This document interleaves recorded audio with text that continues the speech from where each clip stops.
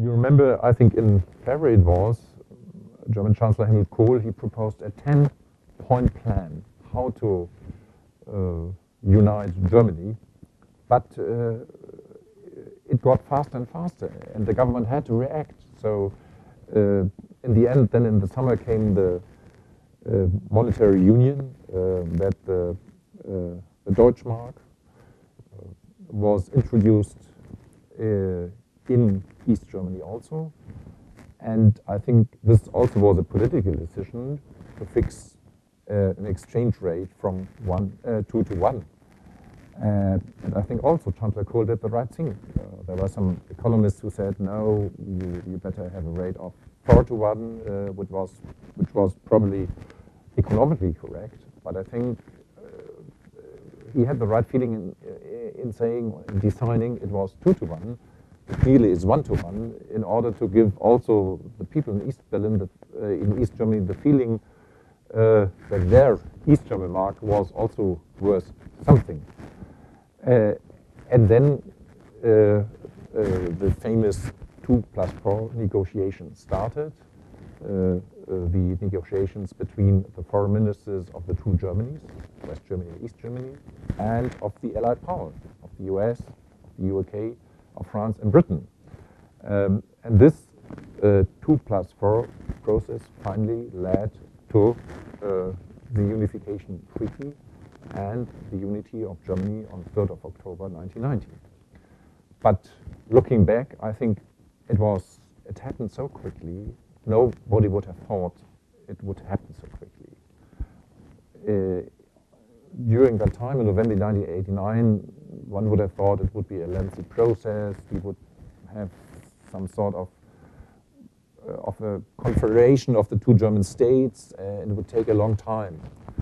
But that it would be reality in 1 year, I would have never thought that.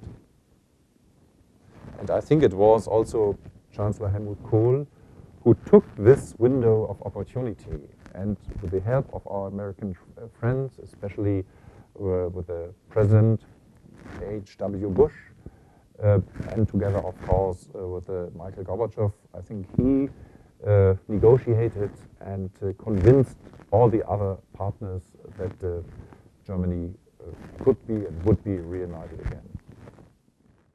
One of the most dramatic things of the whole 2-year period was how fast everything moved. It moved so quickly once it began that it was very hard to keep track of them. In fact, I often remark that I felt like we in the U.S. Embassy, kind of stuck in a video that was set on fast forward with no pause, so that every time you turned, everything that you did, you found yourself far into another scene. What was happening, and could you keep track of things? That video on fast forward forced many, many decisions in ways that made it very difficult to manage.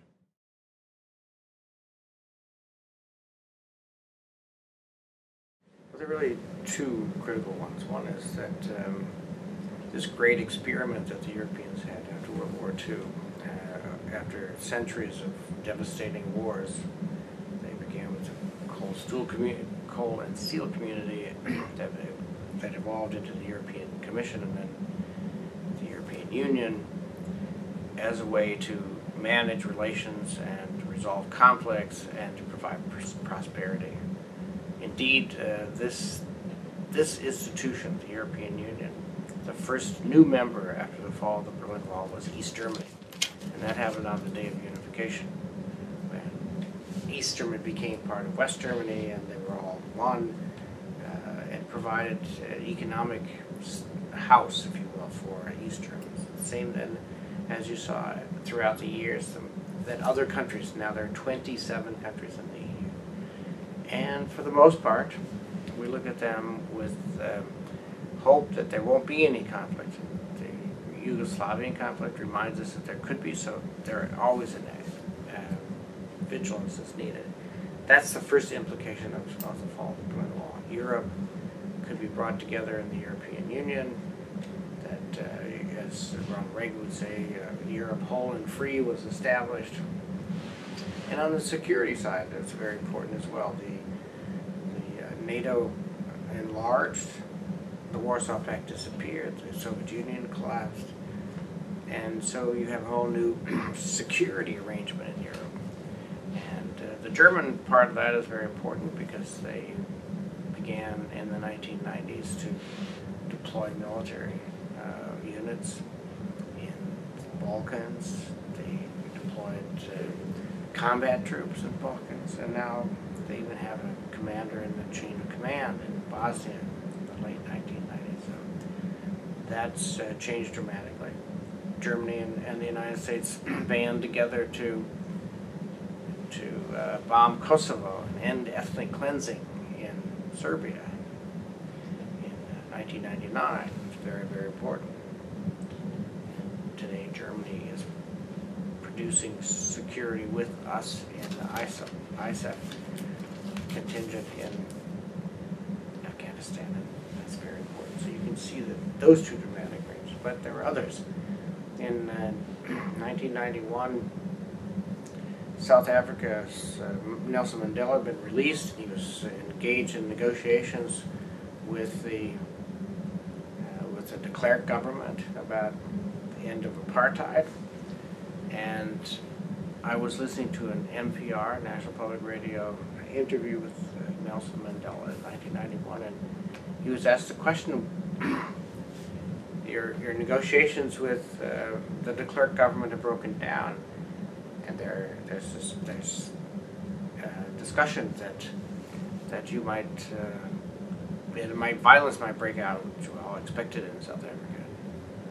And Mr. Mandela, what are you going to do? The interviewer said. Nelson Mandela hesitated for a moment and said, well, we are considering the Leipzig option. The Leipzig option meaning going to the streets, bringing down the government. 3 years ago, I had an opportunity to talk to Mr. de Klerk, who was visiting in Chicago. And I asked him if that were true. And he said, yes, indeed, that was always an option. The other option was for us to negotiate, and we negotiated because that was the better solution for South Africa. So the Leipzig option is around, and others have the opportunity to search for freedom, and freedom because it's human and it's irrepressible, that can change a lot in the world.